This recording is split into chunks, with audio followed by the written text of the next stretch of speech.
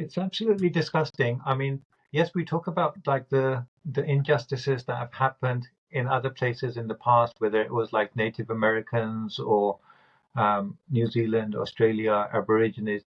But surely one would expect that now humanity has moved on, and also now what's happening in Palestine is happening in front of everyone's, in front of the cameras. We can all sit and see what's happening, and it's completely disgusting.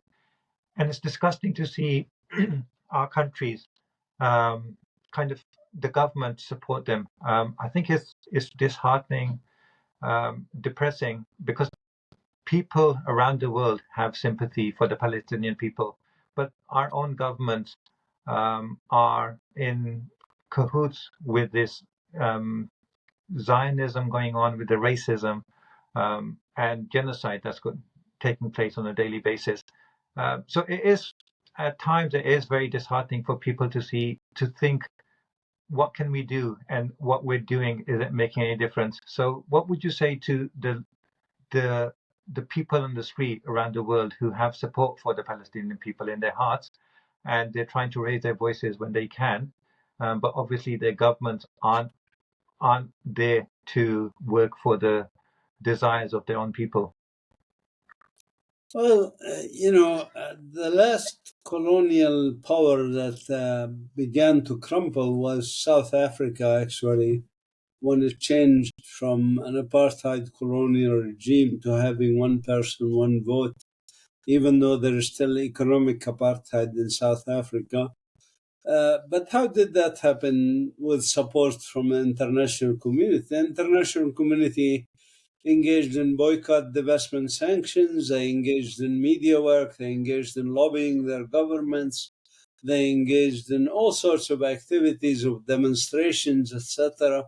So there are lots of things that people can do. Of course, as I mentioned earlier, our challenge is a little bigger because we have a Zionist lobby around the world, and especially in Western countries, but also even in some developing countries like Egypt and Saudi Arabia and United Arab Emirates.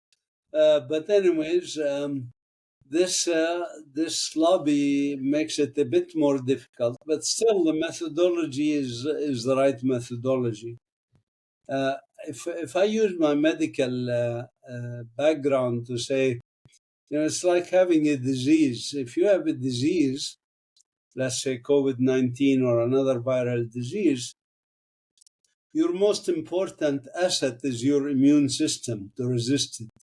That's the resistance, the local resistance in Lebanon, Palestine, Syria, and other places where Israel is extending its influence. But, if you had the flu or something, people tell you, take vitamin C, take whatever other zinc in COVID-19 or chicken soup or whatever. This helps. The support from outside helps. And indeed it does. And so we say that support from outside is what's coming and what's growing around the world. We saw demonstrations, millions of people. I mean, in Yemen alone, there were like 6 million people in one demonstration.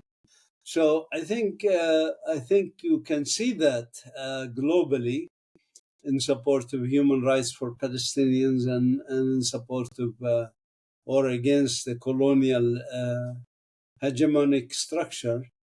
We need just more of this, and we need to intensify it, and we need to think outside the box. And there's already people thinking outside the box around the world, and so forth. And I think this is happening using social media now to reach hundreds of millions of people with TikToks and Instagram and so forth.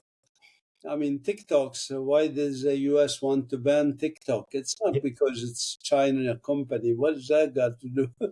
I mean, one could say China should ban Facebook because it's an American Yeah. company. Well, maybe they should. I don't know. But anyways, it's not about the ownership. It's about TikTok allowing people to post videos.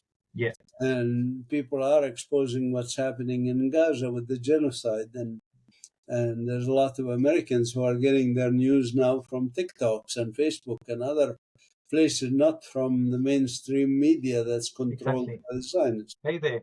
I hope you're enjoying this episode. Let me just take a moment to introduce our sponsors for today. This episode is kindly being sponsored by the Worldwide Listings Company Limited, or WLC for short. WLC is a complete A to Z Amazon account management service. So if you're looking to start an e-commerce business, or you already have a business that you want to take to the next level, then get in touch and WLC will be able to help. Just for transparency purposes, let me also mention that WLC is a company that I personally created and am a director of. So when you get in touch with WLC, you will be speaking with directly myself or my team, and we very much look forward to speaking with you to see how we can serve your needs. Thank you. And with that said, let's get back to the episode.